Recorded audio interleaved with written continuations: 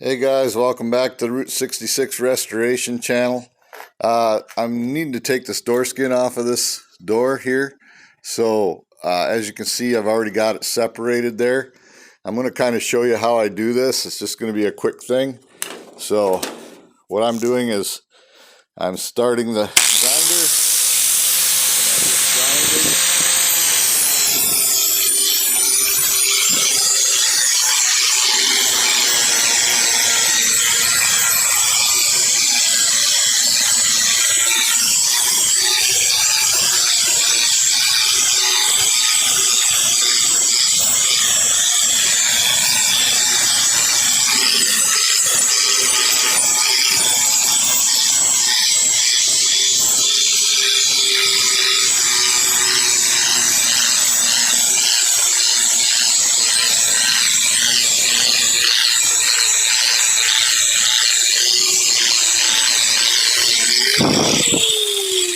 But as you can see, it goes pretty quick, and you can see the split developing as you grind it, and you're grinding at 90 degrees to the door face, right? So your door skin is here, and then you have your